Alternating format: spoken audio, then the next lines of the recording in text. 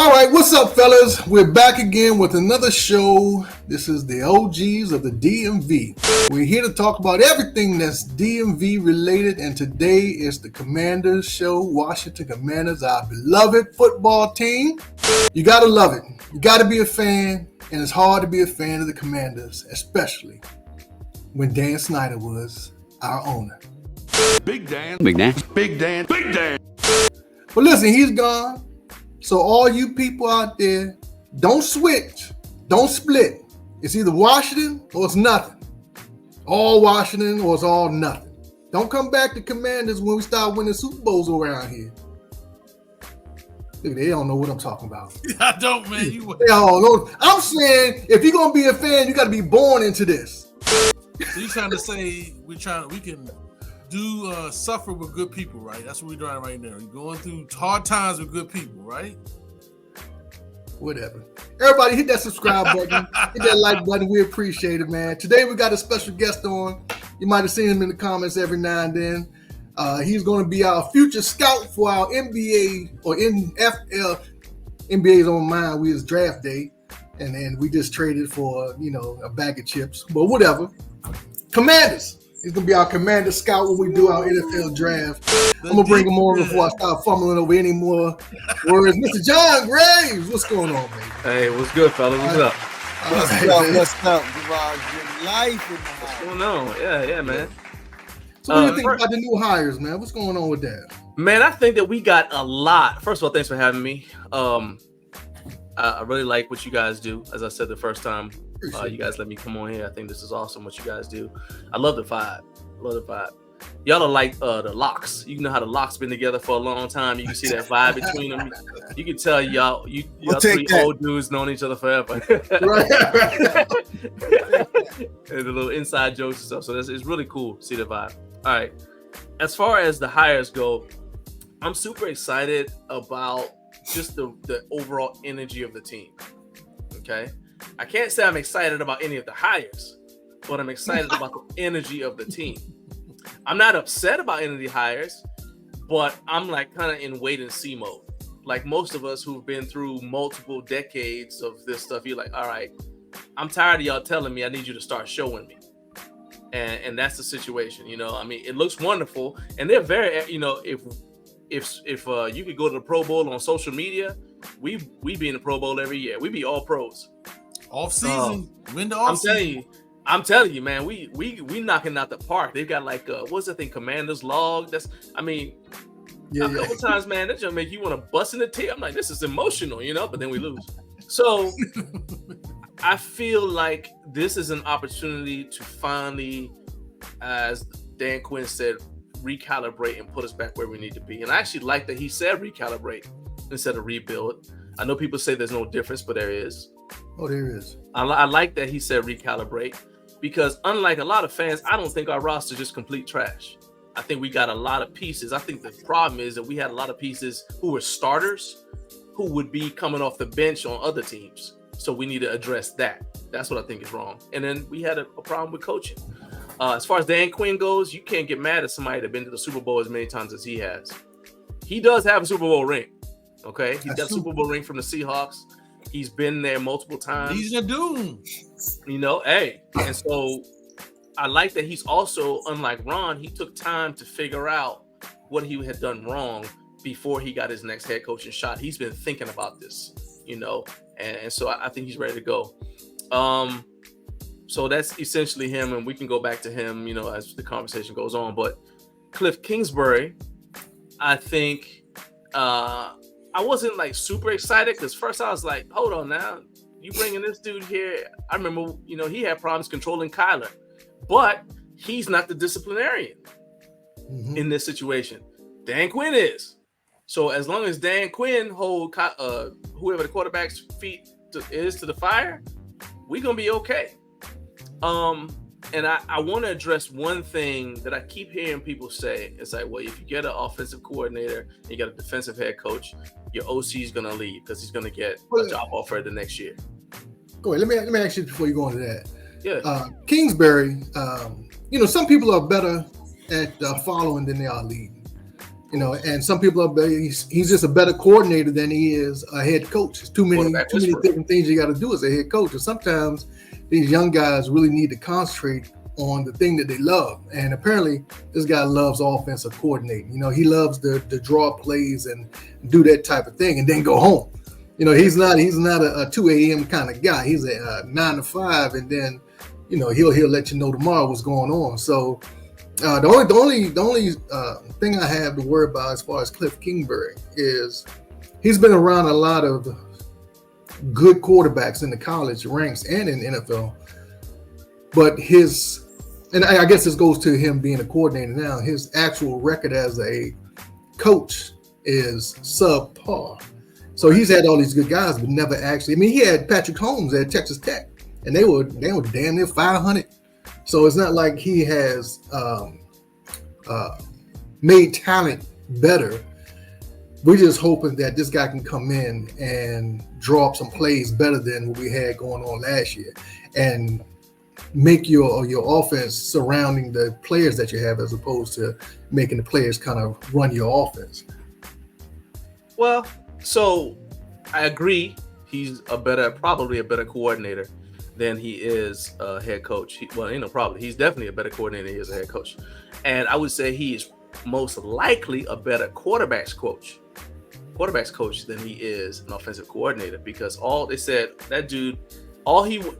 if you gave him his perfect day, he would leave the house, go to the park, and be in his office by himself, just looking at offensive plays and drawing up offensive plays and just making diagrams. It looked like those conspiracy theory maps. That's what his dry erase board just looks like, just offensive plays all over the place.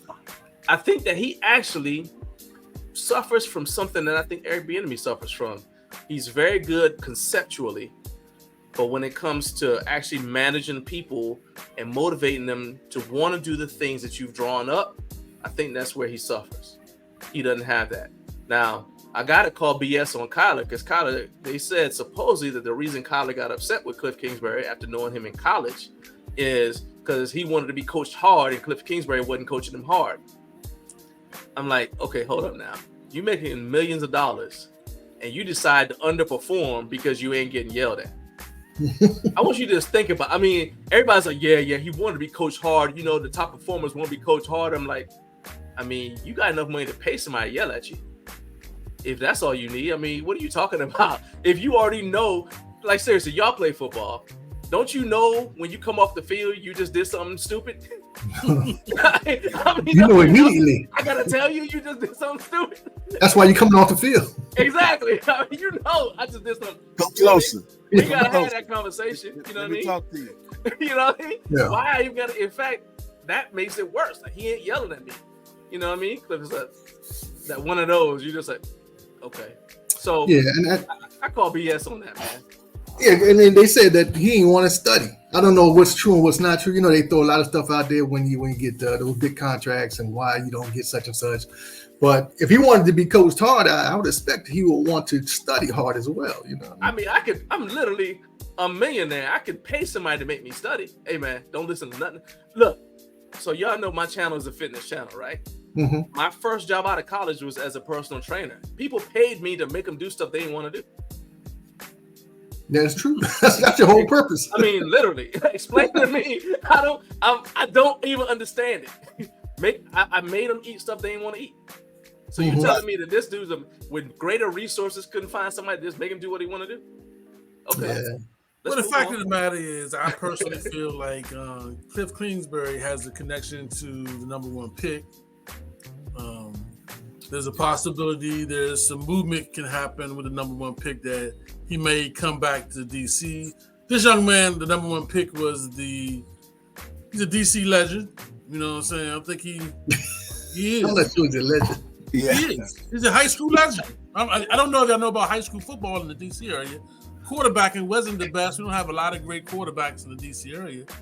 This Williams guy threw 6 touchdowns and 1 Hail Mary to beat the Mafia from Gonzaga. Is famous, is all on TV. This guy's big here in DC, high school wise. He's a high school legend. Right. So It's all about selling tickets. You know, we know that even Harris wants to sell tickets, man. You know what I'm saying? Yeah, you know, that's what the name of the sports is. So there might be a possibility that we may find a way to move up, or he might be available to us at the second pitch. We don't know. But Cliff Peasley has a connection to this guy. He does. You know what I'm saying? He was every little bit helps. Every little bit helps. But if I'm Chicago, who's just another dumpster fire too, boy, that's gonna be a tough sell, man. We got to be ready with more than just Kingsbury being here, man. Because you know this Chicago stinks to all heaven and Fields is I'm not. gonna try to give us Justin Fields. They're like, hey, what can we get rid of this? But dude? nobody wants Justin. Nobody wants. Well, come on, man. Hey, listen, the dude won his leg. All right. It is. Not for anything outside of we got some other things with him. In other words, the Fields would have been great mid-year for us. You know what I'm saying? Past year. Right now, we got to get the big man. I mean, and he's the best quarterback that's out there. Can we agree on that? Who? Williams. In the draft. Yeah. So far, Yeah. Number one quarterback. I think it depends on your situation. I think he's got the raw traits to be the best quarterback out there. But as far as mental toughness, which is, I think, an important trait for quarterback, as well as his ability to command respect of his fellow players, I don't know if he's the strongest candidate for that. How do you monitor mental toughness? How do you look at? Well, if you crying in the stands because y'all lost a game and you hugging your mom Hey, and all that, Come on, man. We all cried in the that's locker room. I We all just checked cried that in the off. locker room, man. Everybody else cried inside the locker room together. This dude abandoned the team and said, "Come up, come up." No. Like he looked like baby boy. What's it? When my man threw him up in the yoke. And somebody licked the top of his head. So I'm just saying, you asked me how I gauge mental toughness. Okay, so hold up. I've seen Mike Tyson cry. Was he crying to his mother at the time? Well, no. I'm not saying you can't cry. I'm not. Well, he's saying 18. What is it, I'm 19? saying my man scampered, Mike Tyson cried. possibly scurried. Mike into the Tyson game. cried off the break just We because just seen wearing a yellow shirt. Hey, John, we just seen Poole cry after a basketball game yesterday. Did any of the people you mentioned run to their mama to cry? I feel like you leaving out an important component. I think you guys missed the point. I'm sorry, mama. The fingernail polish you put on this morning didn't work, mama. You said it was gonna work. He went to his mama at the end of the game. Change my nail polish, mama. And mama said something, and he broke down because he was upset, and his mama happened to be there. It wasn't that he ran to his mama. You don't believe what you saying while you saying it. Hey, Okay, hold on. We're getting off track, though. We're getting off track. Yeah. We're talking about coaches. That was my point. I can't want you to be abused. This is horrible. This is crap, y'all. Don't nobody else. Listen, let's just clear up this one little point with the fingernail polish. That was done because he has a foundation that he started in college, and that was for his foundation, to raise money for his foundation. Okay, that's why it was painted like that with the smiley faces on it, because that's part of his foundation. And he knows that he's going to get, noticed for wearing fingernail polish. So that's just an advertisement. I wouldn't see. It's not like he painted them all black. Everybody else just put on their cleats, and he felt like the best. Well, he had to be different, man. He's a quarterback. He different. Got to go where the ball is. I would say, hey, John. Different. Come on, John. Slow down. John. I've been to Gonzaga a couple times and watched them play basketball and football. Where all For that the most part, he was a great competitor.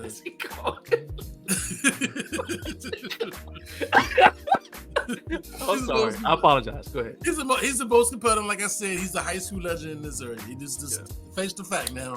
Fingernail polish or not, mama crown or not, that's what he is. He will sell tickets here in the DC area. Now, I don't know if we're going to get him. Yeah, I mean, it's whatever. And Cliff Kingsbury is the designer of what's the offense? Air raid. The air raid offense with he has his running back behind him, right? What's it called? The shotgun or that's the pistol. Pistol. The pistol. He does the pistol. Yeah. So, and that's Well, designed for Kyler though. Huh? Because because Kyler was Yeah. small. But this guy's Yeah. small too. When I met the guy, he's about 6'1", I said. Yeah, he's 6'1". He ain't Yeah, short he's as Kyler, 6'1", 6'2", somewhere around there. So he's not a big quarterback. He's not a tall quarterback that this number one pick is. He's not. Now.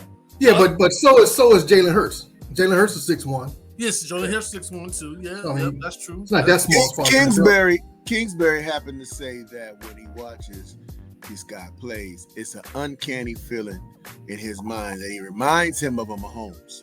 Right. He coached Mahomes too. Right. Yeah. To a 500 record. So, But he broke records. Everybody keeps talking about He records. broke records though. We talk about the players. Hey, look, I'm all right on the hire, well, man. okay, Barry so you Sanders asked me has about the coaches. I'm gonna just say it like this. In my opinion, the key isn't whether Cliff Kingsbury has a connection to one particular quarterback who has traits and skills that would be great if he came to our team. I do agree. Caleb Williams came to us. That's a talent that you cannot underestimate. What I'm saying is, for me, what's most important is that I believe that Cliff Kingsbury can take any quarterback and make them better, because he has a track record of taking quarterbacks that other people didn't necessarily believe in and made them great.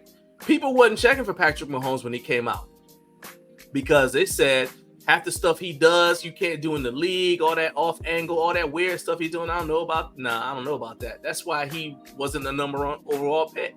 He came out and they were looking at him like, I don't know about this dude, because he's, he just is, it's awkward. And same thing with Kyler Murray. Everybody was like, man, this dude way too small. They got him stretching him in the back, trying to make sure he seemed taller when they measured him at the combine. Everybody's doubting him. He took Kyler's attributes, made them better. And he's got a track record of doing that with multiple great quarterbacks who we look at now. We're like, man, that dude was great, and that dude was great, and that dude was great. Look at Johnny Mandel. He is a quarterback. Johnny Mandel. Don't worry about it. Johnny Manziel. Yeah, Johnny Manziel football. He made him. He made. I thought he was talking about Mandel, the comedian. Howie Mandel. My fault. Nah. So I think with that's what makes me confident in the hire, and and it's even to a certain extent why I like Brian Johnson, depending on what they have him do. But everybody's concerned, like, well, if Cliff Kingsbury does do well, he's gonna get a job offer. He's gonna sky up out of here, right? 2 years. But here's the thing. Right now, I went back and I looked at the NFL, like the rules for this thing, right? So basically, if you fire a head coach, you have to keep on paying him until you have to pay him for the rest of the contract, right? Mm-hmm. So the difference is that coach has to then go out and look for work. And then the amount that you pay him is mitigated by whatever job he gets. So if you owe him $20,000 and he goes and gets a job that's paying him $10,000, you owe him just $10,000 to make up the difference, right? Mm-hmm. Okay.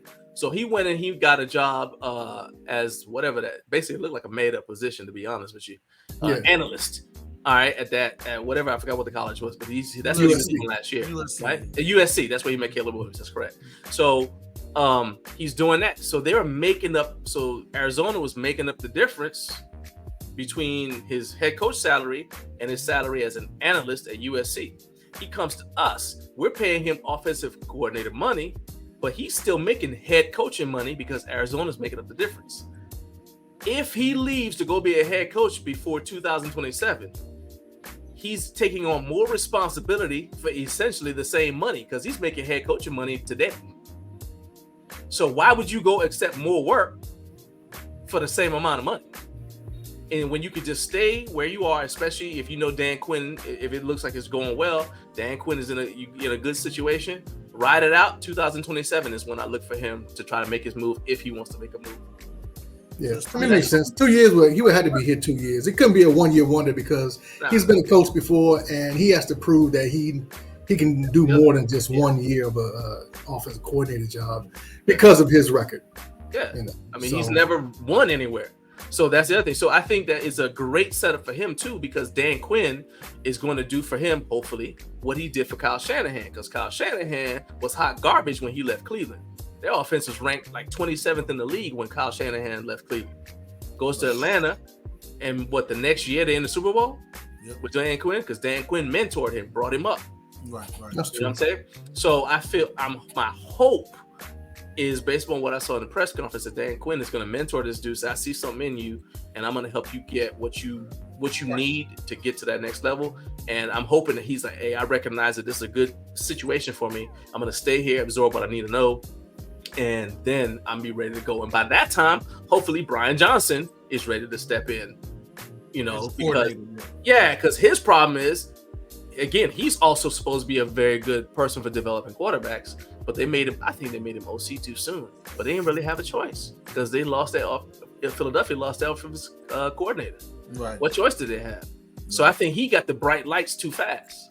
So now he's in the incubator, and so we got a progression plan, and that made me very, very excited. Hey, what about the defense? Joe Witt coming from Dallas, bringing this boy in. Oh yeah. Now he's gonna be the actual defensive coordinator. Dan Quinn said he will not be calling plays. It'll be all Joe Witt. I mean, I gauge how much. So I like that, right? And I like the hire even more now that I've seen how Cowboy fans are reacting to it.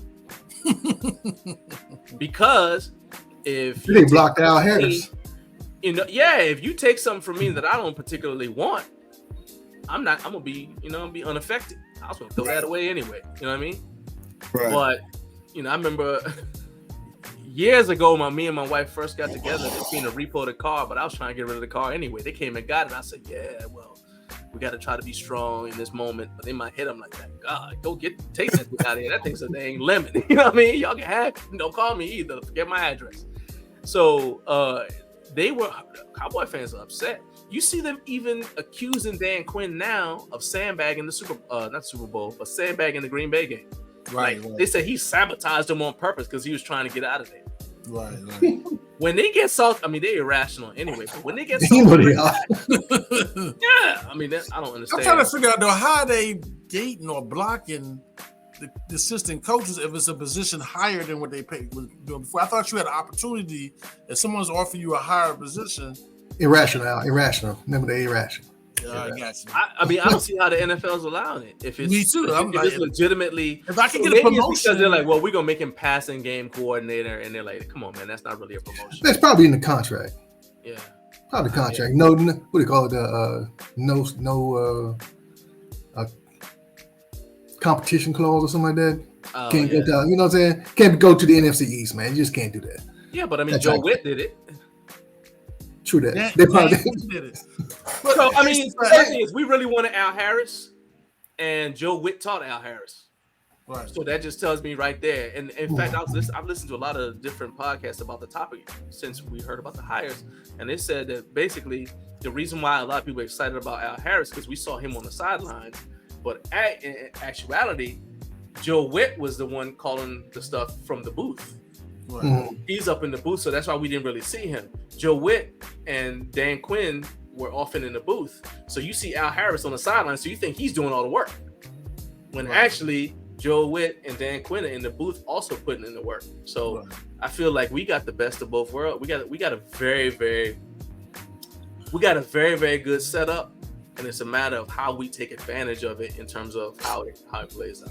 Well, sometimes it's really the X's and O's and not the Joes and the Joes. It's not the players. It's the X's and O's. This guy can coach, and I don't think we know Dan Quinn is known to be a teacher, and we do need to mentor and teach not only coaches but players. We got some talent that needs to be brought. I mean, like for example, like we take the linebacker Davis. Davis got a lot of speed, a lot of talent. He has no football IQ. That's just his issue. His football IQ is very weak. You know what I'm saying? So I'm hoping that Dan Quinn can build it up. You know what I'm saying? I mean, that's his problem. But is it football IQ or are they using him wrong? It might have been using him wrong. Yeah. That's what Well, anything goes with the coaches that we had. So that yeah. He can only do what the coach actually do. Exactly. And I'm like, look, man. Finally say that's over. Everything is Well, we actually have something to bounce it off now. We'll know whether he can or can't. So we'll see what he got. I was reading a tweet by Michael Parsons, man. He was really hurt. I mean, he loves Dan Quinn. Michael Parsons felt like Dan Quinn made You see what he did for him? Yeah, I saw that. He Yeah. made him a dang star. Because when he came out of college, they were going to use him as an off-ball or a middle linebacker. Right, And right. Dan Quinn, and to be fair, it wasn't automatic. Apparently somebody got hurt, and Dan Quinn said, well, put Michael Parsons in there. He's going to be the rusher. But he recognized, hey, this is working. Unlike last year, the quickest way to get us to not do something was for it to work. We stopped doing the stuff that works immediately. So we ran it one time. yeah, well, we ain't doing that no more. That worked too much. So I feel like Dan Quinn recognized, hey, we got something special over here, and he nurtured it, developed it, and said, hey, look, forget all the other stuff. This dude needs to be doing this. I don't care what we drafted him to do. He gonna do this because look at that. That to me is what position flex should be. Right. I draft you because I think you're good at this, and if you demonstrate to me that you are better at this, okay, we're gonna put you on what you are Do better that. at. Right. Yeah. Right. Now you still remember how to do this other thing too. Right. So if I need you in a pinch to go back to doing that, fine. But you are better at this, and we're gonna use you the way you are best at it. And I feel like too many times it was like cookie cutter stuff, and so I think that with Dan Quinn, we're not gonna have that. So to me, saying Jamin Davis is a bad, doesn't have football IQ, even granted that he only had 1 year playing at Kentucky. Remember what's his name said? Was it it was B. Mitch's cousin, the dude that's from Louisiana, who's on Percy Butler. Mm-hmm. He said they gave him like 5 playbooks when he got to the team. Like imagine now you think they had to do something like that to Jamin. Yeah. So you have 1 year playing linebacker, and they hand you 5 playbooks and say learn it, and then they also calling you out in the media. Yeah, see that the whole problem with that coaching staff is the position flex issue. They wanted James. They drafted James, who was a left side or right side outside linebacker, and they tried to make him a Mike, a middle linebacker. You can't do that. You can't bring in Emmanuel Forbes, who's a zone cornerback, and try to make him a man-to-man cornerback. You can't do these things, man. You got to play these guys at the position and they can learn later. They can add to their repertoire, but they cannot bring these guys out of college and try to bring them NFL, a whole different position. I just don't believe that's a good way to build a team and build somebody's confidence. I mean, they broke a couple people in our unit. Trey, you was trying to say something real quick? Oh, yeah, no, I was just going to say, I got a question. Is that why you raised your hand? Yeah, I did. Yes. I wanted to go back. He gave me the church finger. I wanted to go back to, he was like, you made a statement. You said we got starters on our team that will be on the bench for other teams. They be coming off the bench. I don't mean that they wouldn't play. I don't think they wouldn't get playing time. They coming off the bench. I want us to play that game. What starters do you say on other teams will come off the bench that we have right now? So people who start for us, but will be coming off the bench at other teams? Yep. Oh, hey. Probably better go the other way around. Who with the exception of, that's what I'm going to start. With the exception breaks down. I want to hear squad. Because you said, because in the beginning you went further back. If I go further back, you say, I feel like we're not all trash and we got some redeemable qualities. I just want to compare that with that. Players, but we're asking our depth players to be starters. That's what I'm trying to say. Benjamin St. Juste, he ain't no starter. You can't tell me that a cornerback who doesn't take away the ball is a starter. He's on lockdown. Lock what down? He bats it down. He gets called lockdown, baby. The pass interference. That's what you mean. Is that code for pass interference? Right? That's French for pass. I don't know what he be doing. Okay. He said St. Juste, baby. Yeah. Benjamin St. Juste. Y'all don't know it. I took Spanish in school, but French for pass interference is Benjamin St. Juste. That's what. Actually, if you look, it's in some. That's just wrong, man. That's just wrong. Yeah, I feel like it's in there. I can't definitely say it is. It feels like it is. So I'm gonna ask you. I'm gonna ask you this: how about starter wise? Is Allen a starter on Jonathan Allen? Yeah. I think Jonathan Allen is.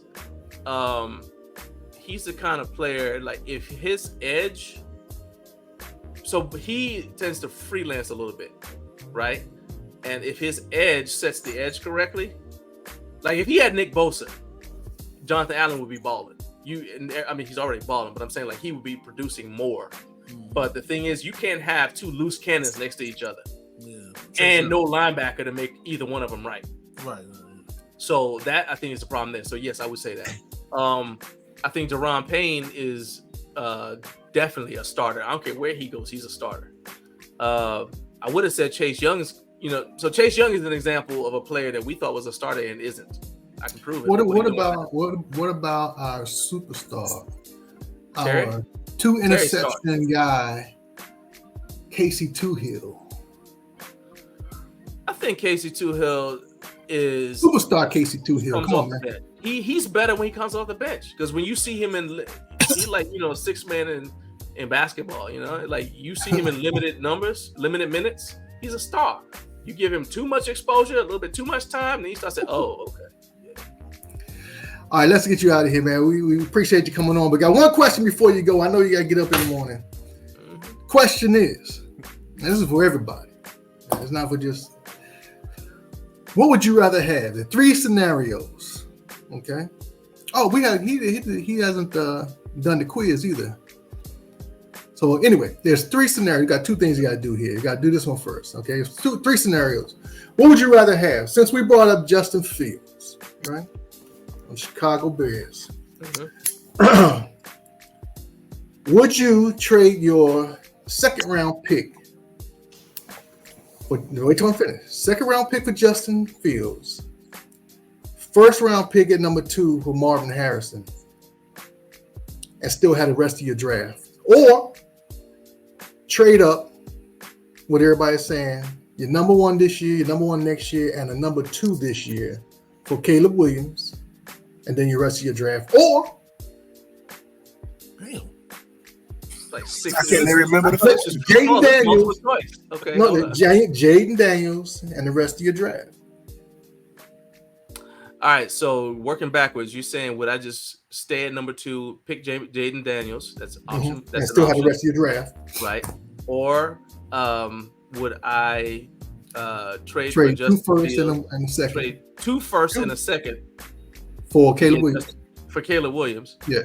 Okay. So no, let's just kick that one out. All right. No, I would not trade all that for Caleb Williams.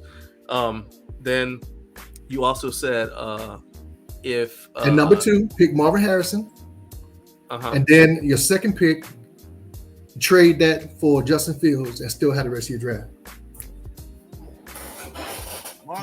Okay, but you said the other one, but the first one was Justin Fields also. That's why I got confused. No, the first one was Jaden Daniels, and still had the rest of your draft. No. You said would I trade for Justin Fields or something? Trade my first. Yeah, round trade your second. Trade your second round pick. pick Your first 2nd round pick. We got 2 2nd round picks. Oh, I got you. Honestly, I don't have the only problem I have with Justin Fields is that he is getting ready to have to get sign a big real contract. money. Yeah, that's the only problem I have with him. I think that he's another person who has been underutilized and has been the victim of a bad offensive line. And I think that if he had a good offensive line in front of him, a dude who actually knows how to call plays, because the dude who was his head coach is now with the Chiefs, and look what happened when he went to the Chiefs. Like, their offense went down, right? Eric Bieniemy left. Matt Nagy is over there, and that was Justin Fields' coach, right? Yeah, right. Nagy sucks. Okay, so there you go. All right, and the Chicago Bears, to be honest with you, they're a dumpster fire in general. So I feel that Justin Fields is a great quarterback. I was wishing that we got him when he was first available. I would rather the Marvin Harrison thing. How tall is he? He's 6'3", I think. 6'3". Yeah, there you go. Because what we need is a big receiver. He's bigger than his daddy. He's 6'3". He's bigger than all our receivers. Yeah, we need a big receiver to help take some of the attention off of Terry, and I think that Marvin Harrison could be that guy. The problem is, if you do that, you're gonna then. If we did that, we'd have to do something like Justin Fields or something to get a quarterback because. Yeah, no. One is contingent on the other. You're not going to pick Harrison at 2 and not get a quarterback later. We gotta have somebody to deliver the ball to him. And let's say we got to pay Justin Fields coming up for a contract $25 million. Yeah, I mean, normal contract quarterbacks now $50 million. But here's the problem. So we bring Justin Fields in. Sam Howell's still here, and I don't know what's his name, Jake Fromm. is still on the contract, right? So no, yeah, but hear me out. So Justin Fields, let's say he doesn't work out. Okay, are we going to go ahead and cut him before we got to pay him big money? Because No, you're not going to know within a year. Exactly, you're not going to know within a year. Yeah, so then he comes up, is like, okay, well, it's time for my contract. Pay me. And what happens? But he's not going to get a big contract though. He's not going to get a lot of money.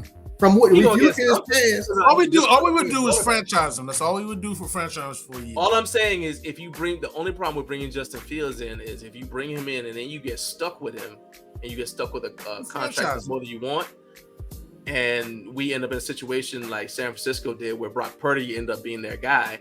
Now you got to figure out a person like, okay, well, where can we get rid of this dude? We got to send Justin Fields somewhere. How can we get rid of him? That's the only thing I'll think about. But aside from that, heck yeah, I'm like, bring Justin Fields, bring Marvin Harrison. So you basically want to do the Marvin Harrison, Justin Fields deal. That'd be the best. Yeah, I'm cool with that. And then plan B would be the one to just get Jaden. I could say Jaden. Well, you know, Brady, what's his name? Brady May? Rock May? The dude from North Carolina. Oh, Drake May. Drake May. Okay, Drake May runs the same offense as Kingsbury runs. He does. So that might be a punch in his I don't even care about that dynamic and all that, because if you're a quarterback coming from college, you're gonna be running a new offense anyway. That's just happening. It doesn't even matter if it's similar to what you did in college, because everybody you're going against is about 10 miles an hour faster than everybody you faced in college. So that by necessity is going to alter your offense. It's going to alter the play calls. It's going to alter a whole bunch of things. It's going to be a whole new world anyway. So I feel like no matter what, I'm not impressed by it. I'm not a Drake May fan. I got you. Nobody is. We just had to throw him out there.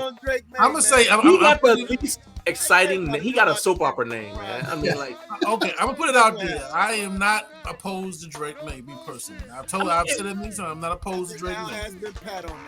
I don't care who they bring in. I'm not gonna be upset about it. I don't do that. Right. Our quarterback is our quarterback. Yeah, let's do it. And if they have a true competition, I'm like, whoever comes out that competition at the end of it on top of the heat, that's our dude. Let's go. Let's roll. Cool right on. Yeah. With everything else new. Yeah. And I never get to say this, but Big Al, Terry McLaurin is the number one receiver. I'm kidding. Hey, John, tell us where we can find you, man. In the morning, y'all see my channel handle. It is Garage Life Media. Y'all go hit me up. Definitely check in with me every Friday morning. I get started at 6 a.m. It's the Friday morning podcast. It is live and it is designed so you ain't got to watch it. You can just listen to it. It is called the Way Too Early for a Friday podcast. We have a lot of fun. We got the Friday morning dance party. You get to see me react to all these bizarre home gym workout videos from around the world. Last week, we were looking at a dude who was doing clean and jerks in his kitchen in flip-flops while his wife was at the store. Hey, I'm telling you, it's a good time. Come check me out, Garage Life Media. You guys are awesome, man. Keep doing what you do. Man. Thank you for having me. Hey, man, we appreciate you coming on, John. Friday, 6 a.m., baby. 6 a.m. Let's go. 6 a.m. Eastern. I stay on till the West Coast wakes up. I'm building. Hey, I don't go to sleep at 6 a.m. All right, John. Be safe, man. Later, man. All right, brother. Hey, we want to thank all y'all for getting to the end of the show. If you made it this far, go ahead and hit that subscribe button and hit that like button. We appreciate it.